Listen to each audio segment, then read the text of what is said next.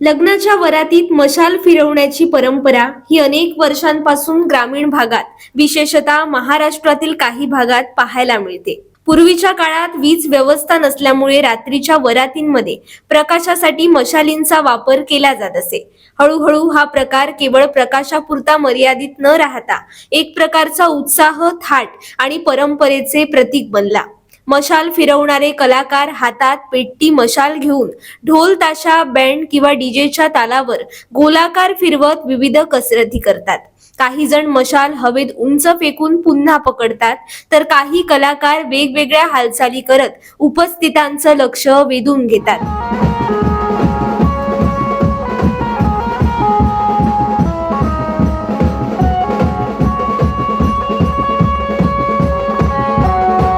रात्रीच्या अंधारात पेटत्या आगीच्या प्रकाशात हा प्रकार अधिक आकर्षक दिसत असल्यानं वरातीत वेगळा जल्लोष पाहायला मिळतो।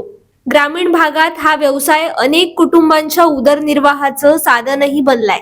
लग्नसराईच्या हंगामात मशाल फिरवणाऱ्या पथकांना मोठी मागणी असते।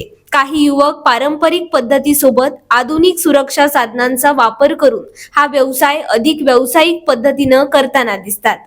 आजच्या काळात डीजे, लाईट, लेझर शो आणि आधुनिक सजावटीची साधनं उपलब्ध झाली असली तरी पारंपरिक मशाल फिरवण्याचा थरार आणि त्यातून निर्माण होणारं वातावरण अजूनही अनेकांना आकर्षित करतं।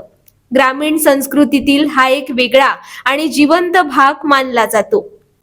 मनोज चव्हाण, मालवण।